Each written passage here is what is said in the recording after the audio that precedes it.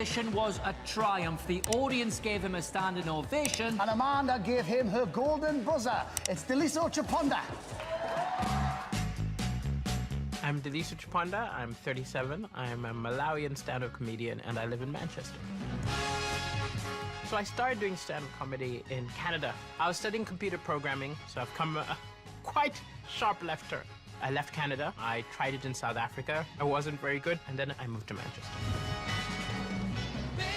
I travel all the time. I mean, I've spent a lot of years doing the circuit, doing little pubs, doing slightly bigger theaters. I would like to tour giant rooms, screaming, fans, and just always have an audience for my jokes. Sometimes I think I don't appreciate myself. When I got the Golden Buzzer, it was the last thing I expected. I was so happy. You're bloody hilarious. And I really want you to win the entire series. Thank you so much. Ever since Amanda pressed the Golden Buzzer, I've had those 22-year-old dreams come back into my head and think, you can make it. You'll be the next big thing. You can make it. I've never won a competition. I think it's time that I win something. I really do. It's my turn. I'm ready. I'm ready to score the knockout punch.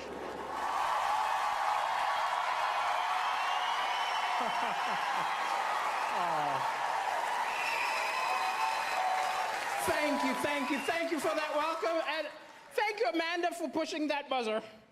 Ever since you did it, my life has been bonkers. People approaching me on the road saying, well done, but the most common question I get is, you're from where? Is it Mali, Maui? It's Malawi. And if any of you don't know where that is, it's where Madonna adopted all the babies from. That's us. Yeah, you're jealous. I do miss my little brother.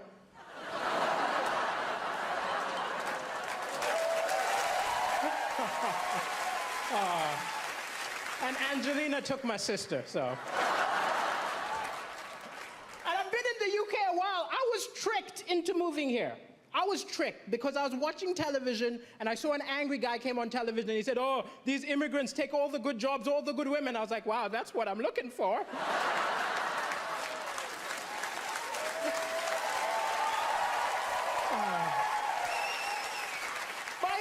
Sometimes comedy, it's hard to laugh sometimes because the news is full of depressing stuff. But I think the thing is, it's misleading because amazing things happen every day, little acts of kindness, but they don't report it. They put it on page 10, they open with the doom and gloom. If the BBC News was a mate of yours, you'd never go over.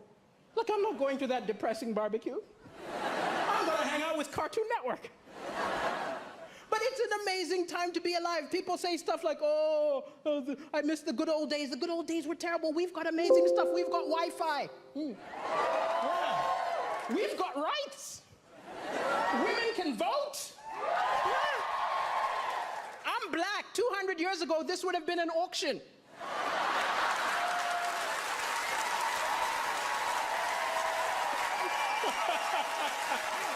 We've come a long way, that's all I'm saying.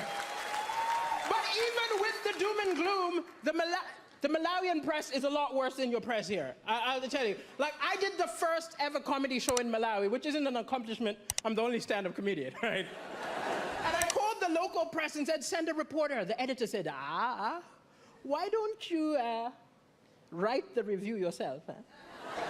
You give me some money, I will say we wrote it. I was disgusted by the total lack of integrity in the Malawian press. But wow, that was the best review I ever got. 7 stars!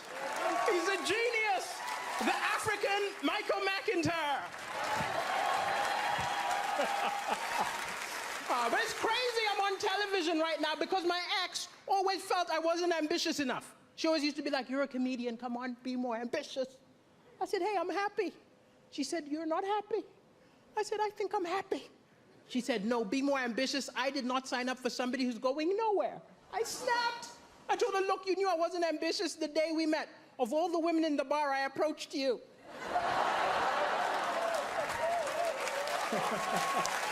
Yeah, you're laughing. I'm single now. And I am looking for love, I'll admit. I'm looking for love. You know, gotta get that citizenship, you know. But it's hard to date on a budget. I remember going for a date and the woman made a lot more money than me, which isn't a problem. We're in the 21st century, but I was ashamed. I remember the waiter came up, assumed I was going to pay. Put the bill in front of me, I had to go, I'll get the next one. I felt so pathetic watching her pay. I wanted so badly to be part of the transaction. So I just took the change. I don't understand the British. I saw a beautiful British woman looking at a mirror upset. I said, what's going on? She said, can't you see? It's a fat mirror. I said, what do you mean the mirror's fat? She said, this mirror makes me look fatter than I really am. I said, wow, I think my eyes have the same problem.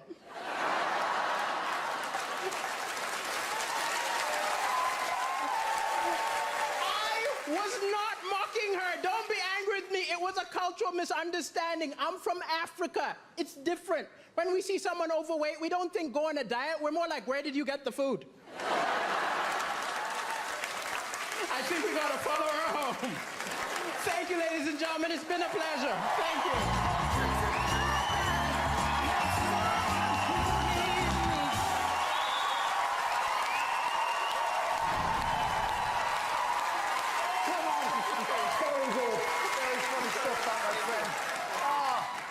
Amanda, are you proud? Deliso, I love you. I'm so thrilled. I have to say, I think that's even better than the first time we saw you. What I love about you, what I think is so important about comedy is that it has to be very near the edge of edgeness. And you were so on the edge that it made us howl with laughter. I mean, it was naughty, it was edgy, it was fresh, it was cool. And the best thing about you is that nobody can nick your material.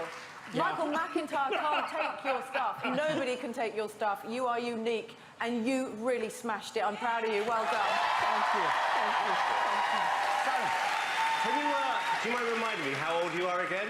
I'm 37. 37. You look good. I have to tell you something.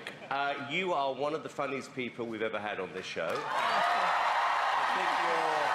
I love the fact you are so fantastically non-PC. Yes! I really do. And I think that's part of the reason why everybody likes you so much. I said this earlier on in the week, I'm going to say this about you, is that I do believe that this show can be an amazing showcase for somebody like you. And I would be amazed, actually no, I don't want to say this because I jinxed it before, but what I'm thinking is this, that you are the sort of person who, off the back of this, your phone should be ringing in 3 days' time, offering you your own show. You should be on TV more often. I mean, the one thing I've noticed about comedians are they are quite selfish, and the same people seem to be on a lot. I think there's a real gap in the market for you, and it's your personality, your sense of fun, which I believe is going to put you in the final tomorrow, and you deserve it. I second that. I pray people pick up the phone and put you in the final. When you were on the first time round, Jack Whitehall called me and said he used to do gigs with you back in the day, and I said, why isn't he the biggest comedy star in the country? He said, he's never been given the right break. Well, tonight is the right break. You're going to be a superstar. You made uncomfortable topics funny, and you made us ugly laugh. Like, no woman wants to do that. We were howling. You're brilliant. Well done, Delisa. Well, well. Doesn't get any better than that, does it? Not wonderful relief. Fabulous, fabulous. If you want to see Deliso, stay in the hub for the Royal Variety and come back here for the final. Call 0902 044 24 04 from a landline, from your mobile, call 644 24 04 or vote by the app. But not yet, voting doesn't start until the last act has been phoned. One more time, let's hear it for Deliso Chaponda!